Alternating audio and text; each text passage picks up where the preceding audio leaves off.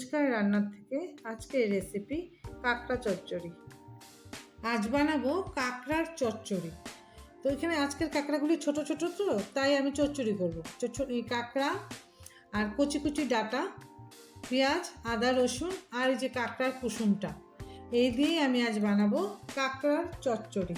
কড়াইটা গরম হয়ে গেছে, এখন আমি কাঁকড়াটা ভাজার জন্য ধরো 1.5-2 চামচ তেল দিয়ে দিলাম। আর আমি এই যে কাঁকড়াতে হলুদ লবণ মেখে নিয়েছি, এখন আমি কাঁকড়াটা একটু ভেজে নিই।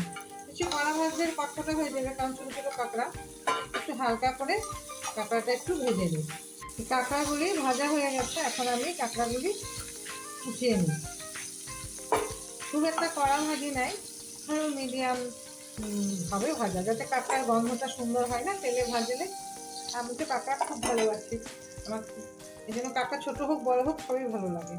তা এখন আমি অল্প তেল আছে, তাতে আরও ধরো এই আরও 1-1.5 চামচের মতন তেল দিয়ে দিলাম। দিয়ে তাতে একটা তেজপাতা ফোড়নে দিয়ে দেবো। আর দিয়ে দিব এখন এই যে ডাঁটাগুলি, কচি কচি ডাঁটা, তো চচ্চড়িতে ভালো লাগবে। তারপর আমি এটাকে ডাঁটাটা একটু সাঁতলে নিই। এই যে ডাঁটাটা মোটামুটি ধরো 1-2 মিনিট একটু সাঁতলে নিলাম। এখন আমি তাতে দিয়ে দিব আদা, পেঁয়াজ, রসুন পেস্টটা। আর তাতে দিয়ে দিব 1/2 চামচ লাল লঙ্কার গুঁড়ো, পরিমাণ মতন হলুদ, আর 1/2 চামচ জিরের গুঁড়ো, আর দিয়ে দিব লবণ, স্বাদ মতো লবণ দিয়ে আমি সেটা মশলাটা আর ডাঁটাটা ভালো করে সাঁতলে নিই। আমাদের মশলাটা সাঁতলানো হয়ে গেছে, দেখো কিনারে কিনারে তেল ছেড়ে দিচ্ছে। এখন আমি তাতে দিয়ে দেব যে কাঁকড়ার যে কুসুমগুলি ছিল, এই কুসুমটা দিয়ে দিলাম। আগে দিলে যে একদম থাকবে না, আর কুসুমটা দিলে কিন্তু তরকারিতে কাঁকড়ার গন্ধটা আরও বেশি ভালো হয়। আর দিয়ে দিব যে কাঁকড়াগুলি ভেজে রেখেছি, কাঁকড়াটাও দিয়ে দিই, দিয়ে আর খানিকক্ষণ একটু সাঁতলে নিই।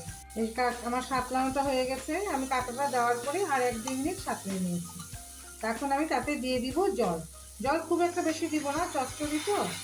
ধরো আমি এই মিক্সচার গ্রাইন্ডারের বাটি আধা বাটির মতন দিলাম, দিয়ে আমি এটাকে মিডিয়াম আছে মোটামুটি 5-7 মিনিট কাঁকড়াটা হতে দিই, তবেই আমাদের হয়ে যাবে কাঁকড়া চচ্চড়ি।